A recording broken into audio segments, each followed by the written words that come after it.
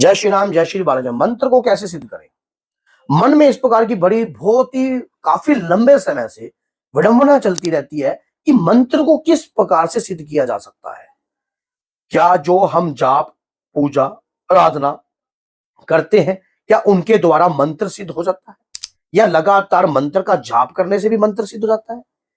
मैं आपको पूरी जानकारी इस वीडियो में दूंगा। आप एंड तक बने रहना, और अगर वीडियो अच्छी लगती है तो लाइक करना, चैनल को सब्सक्राइब करना और बेल आइकन बटन को दबाना ना भूलना। मंत्र में एक ऐसी रहस्यमय शक्ति होती है, जैसे कि आपने पुराने बुजुर्गों को भी देखा होगा। कोई म्यादी बुखार का झाड़ा लगाता है, या कोई डेंगू का झाड़ा लगाता है, या कोई दांत दुखने का झाड़ा लगाता है, कोई बाल झड़ने तक का झाड़ा लगाता है, कोई धर्म गिरने का झाड़ा लगाता है। ये झाड़े किस चीज से लगते हैं?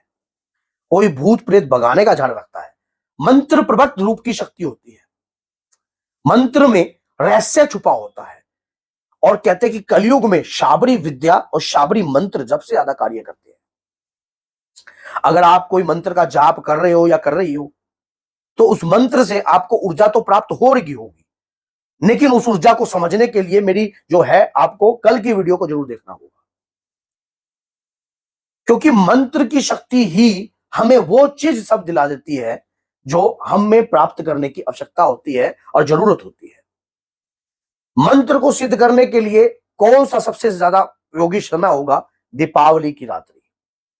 दीपावली की अघोर काली रात जो होती है, अमावस्या की अघोर काली रात होती है। ये रात जो है एक ऐसी रहस्यमय रात होती है, अंधेर पक्ष की, कार्तिक मास की अमावस्या होती है ये, और इस वक्त सिद्धियों को प्राप्त किया जाता है।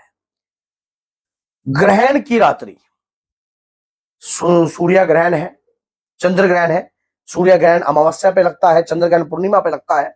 जब ग्रहण लंबे समय तक लगता है, उस दौरान अगर आप शाबर मंत्र का जाप करते हो या कोई मंत्र का जाप करते हो, तब भी आपको शक्ति प्राप्त होती है। तब भी आपके मंत्र में एक सिद्धि शक्ति प्राप्त होने लग जाती है। उसके बाद होता है जैसे कि हनुमान जन्मोत्सव। हनुमान जन्मोत्सव जैसे कि आप एक नॉर्मल समय मत सोचिए, इस समय को थोड़ा सा समझिए।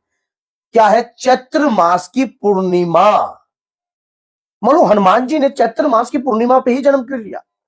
भगवान श्री कृष्ण ने रोहिणी नक्षत्र में ही जन्म क्यों लिया, अंधेर पक्ष में? और ऐसा ऐसा समय, क्योंकि रोहिणी नक्षत्र के अंदर जो है काम तंत्र की चलता है। ये जो समय होता है, इन समय को अगर हम समझ लें, इन समय को अगर हम पहचान लें या जान लें, तो अगर किसी भी मंत्र का जाप करने के बाद जब वो मंत्र आपको सिद्ध हो जाता है, उस सिद्धि को आजमाने के लिए आप उक्त उसका प्रयोग जो है करने के लिए अपने गुरु की अनुमति जरूर लीजिए। कई बार ऐसे भक्तों का भी मंत्र सिद्ध नहीं होता जिनका कोई उद्देश्य नहीं होता है। जब आप किसी भी दैविक शक्ति या देवता की शक्ति का मंत्र उच्चारण करते हैं, तो सबसे पहले उनके चरणों में अरदास की जाती है, गणपति जी भैया को मनाया जाता है और हनुमान जी महाराज को मनाया जाता है। उसके दौरान ही मंत्र के अंदर जो ऊर्जा होती है, वो तेज ही हमसे बर्दाश्त नहीं होता है। जब मंत्र का तेज आता है तो व्यक्ति बुखला जाता है। सामने वाले को कुछ समझता नहीं है मंत्र का जाप करते में कि मुझे बहुत कुछ प्राप्त हो गया है। अभी तो इतनी सी ऊर्जा ही नहीं प्राप्त हुई है जितने में आप हिल गए हो। इसलिए बॉडी का बैलेंस बनाकर बहुत जरूरी होता है कि गुरु के सानिध्य में किसी विद्या को अगर ग्रहण कर रहे हो, तो गुरु का सानिध्य से मंत्र के जाप करने की प्रक्रिया को समझो। जानो कि मंत्र में तो ऊर्जा है, मंत्र में तो ऊर्जा है, इसमें तो संदेह वाली बात ही नहीं है। मंत्र को जागृत करने से पहले आप, जैसे कि क्या होता है, मोबाइल में आपने सिम देखी होगी कि जब तक वो सिम आप किसी दुकानदार के पास होती है, वो चालू नहीं अवस्था में नहीं होती है। लेकिन जैसे ही उस सिम को आप अपनी आईडी प्रूफ देकर उस सिम को अंगूठा केवाईसी करवाते हो, तो उस सिम में एक्टिवेशन स्टार्ट हो जाती है। और जब वो एक्टिवेशन स्टार्ट होती है, तो उस दौरान क्या होता है कि जब उस एक्टिवेशन से ही आपकी चेतना जो है परमात्मा से लगने लग जाती है, और उसके दौरान आपकी परीक्षा होने लग जाती है। फिर वो कहता है कि कुछ समय वेट करो सिम चलने के लिए। आप, ऐसा ही मंत्र है, जब किसी भी मंत्र का जाप आप लगातार कर देते हो, उसकी मंत्र की ऊर्जा प्रभाव करती है आपकी बॉडी के ऊपर।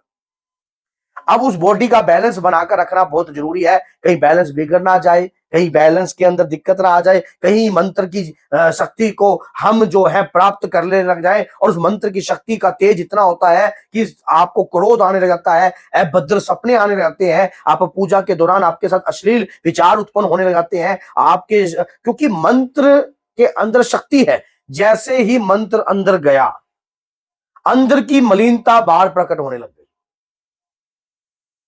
अंदर की जितनी भी मलिनता है वो बाहर आने लग जाती है। आप मंत्र का जाप कर रहे हो, मलिनता बाहर आ रही है, मंत्र का जाप कर रहे हो, मलिनता बाहर आ रही है, फिर आप इसमें अचंभे में खड़े हो जाते हो, ये क्या हो रहा है मेरे साथ, ये तो कुछ अजीब ही घटना होने लगी है, कहां तो मैं भक्ति पूजा पाठ का कार्य कर रहा हूं और कहां मेरे साथ ये क्या कार्य हो रहा है, मेरे तो समझ से बाहर है, मेरे साथ तो ऐसा कार्य नहीं होना चाहिए, मैं तो मंत्र का जाप कर रहा हूं, ओहो राम राम राम राम राम, ऐसा काम मेरे साथ क्यों हो रहा है। बहुत सारे भक्तों के साथ ये देखा गया है। ग्रहण के समय पर शाबर मंत्र जल्दी से सिर से जो है जागृत हो जाते हैं। लगातार जैसे कोई मंत्र आपने 41 दिन का समय लेकर आपने जाप किया है, कोई संकल्प लेकर 41 दिन तक मंत्र का जाप कर रहा है, कोई 108 दिन का जाप लेकर चल रहा है, कोई 21 दिन का जाप लेकर चल रहा है, तो मंत्र को आप अपने बैलेंस बनाकर, मान लीजिए ना तो ज्यादा ना ज्यादा कम, कई लोग सोच लेते हैं, जैसे कई हनुमान चालीसा को उठा लेते हैं कि जो शत बार पाठ कर कोई छूटी बंदी महासु कोई, पूर्ण दिन में अगर 100 बार पाठ करो तो चल जाएगा, अगर एक ही समय आप बैठ जाओगे तो आपका दिमाग हिल जाएगा। लेकिन कई भक्तों को यह बात समझ में नहीं आती है, वो एक ही दिन में सोचते हैं कि एक ही दिन में आज ही सिद्ध हो जाए। थोड़ा सा बैलेंस बनाकर अगर आप कोई पूजा याचना साधना करोगे तो उस साधना में सफलता प्राप्त करने के ज्यादा चांस आपके बढ़ते हैं। अगर आप बैलेंस बनाकर नहीं करोगे, फिर आप कितना भी जाप करो, कितना भी मंत्र को जागृत करने की कोशिश करो, कितना भी प्रयास करो, मंत्र जागृत नहीं होगा। और मंत्र जब अगर आपका जागृत हो जाता है तो गुरु के सानिध्य में रहकर ही कार्य करना चाहिए। अब आप कहोगे कि गुरु की आवश्यकता क्यों पड़ती, गुरु हमारा तो है नहीं, ये तो अश्वत्थामा वाला काम हो गया, हो जाएगा कि ब्रह्मास्त्र चलाना तो आता था लेकिन तरकश में वापस लेना नहीं आता था, अधूरा ज्ञान तंग करेगा। इसलिए सही तरीके से ज्ञान को प्राप्त कर तभी किसी मंत्र को उठाना चाहिए, तब जाकर मंत्र आपको सिद्धि भी दिलाता है। और अगर सही सानिध्य को पकड़कर आप सोचते हो कि आपके मंत्र में वजन आ गया है, अब वजन के अनुसार ही मान लीजिए आपको भरी हुई स्टेन गन दे दी जाए तो आपको भी चलाओ भाई, तो आप तो वो बैलेंस नहीं बनाएगी, क्योंकि आपको अभी पता नहीं है, पकड़ना नहीं आया, क्या पता आप अपना खुद का नुकसान कर दो, क्या पता दूसरे का नुकसान कर दो। तो गुरु का जो होना यह जरूरी होता है कि मंत्र को कैसे चलाना है, स्टेन गन को कैसे रखना है, किस तरीके से लोड करना है, किस तरीके से आपको अपना जो है बटन दबाना है और कहां निशाना साधना है। कई लोग मंत्र जागृत करने के बाद भी खराब कर देते हैं। वैसे वीडियो लंबी हो जाएगी पर अच्छी थी, इंटरेस्टिंग थी। तो अगर आपको मंत्र को जागृत कर रहे हो तो इस तरीकों को अपनाइए, इस तरीके से करिए और इन समय पर मंत्र को जल्दी जागृत किया जाता है। तो अगर वीडियो अच्छी लगती है तो लाइक करना, चैनल को सब्सक्राइब करना और बेल आइकन बटन को दबाना ना भूलना। तो बोलिए जय माता।